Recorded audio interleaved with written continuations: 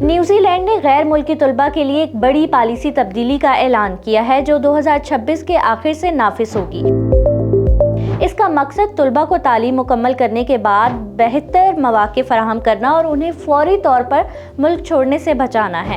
سب سے بڑی تبدیلی ایک قلیل مدت کام کرنے والا ویزا ہے۔ یہ ویزا ان طلباء کے لیے ہے جو اپنی تعلیم مکمل کر کے طویل مدت کے ویزا کے اہل نہیں ہوتے۔ اس کے تحت طلباء کو 6 ماہ تک ملک میں رہ کر نوکری تلاش کرنے کی اجازت ہوگی۔ وہ کسی بھی ادارے میں کام کر سکتے ہیں، لیکن یہ ویزا صرف ایک بار ملے گا اور اس میں توسیع نہیں ہوگی۔ اس ویزا کے تحت طلباء اپنا کاروبار شروع نہیں کر سکتے اور اپنے خاندان کو ساتھ نہیں لا سکتے۔ یہ صرف ایک عبوری سہولت ہے تاکہ وہ مستقل کام کے مواقع تلاش کر سکیں۔ اسی کے ساتھ حکومت نے پوسٹ اسٹڈی ورک ویزا کی شرائط میں بھی آسانی کر دی ہے۔ اب گریجویٹ ڈپلومہ مکمل کرنے والے طلباء بھی اس ویزا کے اہل ہوں گے۔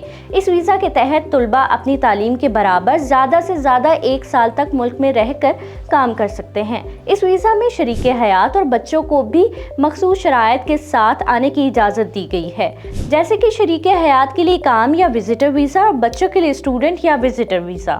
ماہرین کا کہنا ہے کہ یہ تبدیلی طلباء کے لیے بہت فائدہ مند ہے کیونکہ وہ تعلیم مکمل کرنے کے بعد فوری ملک چھوڑنے کی بجائے عملی تجربہ حاصل کر سکیں گے اور نیوزی لینڈ کو ہنرمند افراد بھی دستیاب ہوں گے۔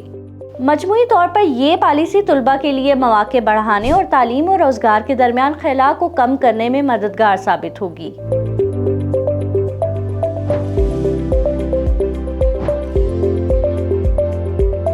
مزید خبروں اور اپڈیٹس کے لیے وزٹ کیجیے vnews.pk۔